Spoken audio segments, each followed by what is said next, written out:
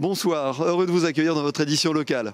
Aujourd'hui, nous vous emmenons à la maternité régionale de Nancy pour vous présenter le Titan, le tout nouvel imagier par résonance magnétique qui vient d'y être installé. Mais commençons ce journal par un autre genre d'examen, le baccalauréat. C'était ce matin l'épreuve de philosophie. Un peu de stress devant le lycée Poincaré ce matin. Environ 200 bénévoles sont mobilisés jusqu'à dimanche sur un parcours de 580 km. Nous sommes de retour à la maternité régionale de Nancy, devant le local de la toute nouvelle IRM Titan, dans laquelle Gisèle vient de rentrer pour un examen. On va vous expliquer tout ça. Si ça vous fait mal au cours de l'examen, vous appuyez sur la sonnette, on vous demandera ce qui se passe. Vous nous le dites, nous on arrête les images, vous pouvez bouger un petit peu et reprendre les images par la suite. Dans le Titan, on a la place de se retourner grâce à un tunnel plus large que sur les autres IRM. Et comme il est aussi plus court, les patients ont la tête à l'extérieur, ce qui change beaucoup de choses. Ils ont moins d'appréhension, une fois qu'ils sont dans l'IRM, ils n'ont pas l'impression d'être enfermés comme les sensations qu'on avait dans les autres IRM qui sont plus fermées au niveau du tout de l'anneau. Et puis il y a aussi le système de bruit, elle fait beaucoup moins de bruit que les autres IRM et donc du coup c'est moins stressant pour les patients, moins angoissant. D'où des examens plus rapides et de meilleure qualité.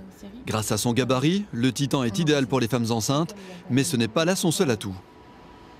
C'est une machine qui va être très polyvalente, sur laquelle vont être réalisés des examens aussi bien de pathologie cérébrale que de pathologie mammaire, de cancérologie, que ce soit chez des patients adultes, enfants, des patients obèses.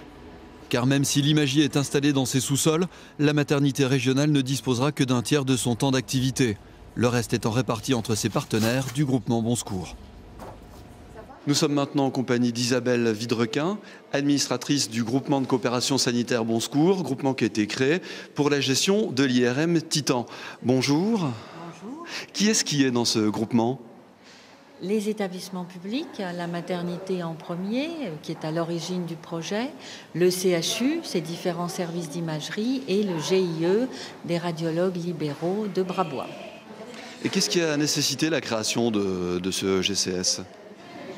Le GCS est prévu par le Code de la santé publique, il est prévu par la loi HPST, il permet de favoriser des regroupements et des mutualisations de moyens et d'équipements. Chacun tout seul n'aurait peut-être pas pu aussi facilement réaliser un investissement important à l'achat de l'ordre d'1,3 million, avoir toutes les personnels nécessaires pour le faire fonctionner 5 jours par semaine, en assurer la maintenance et obtenir également l'autorisation.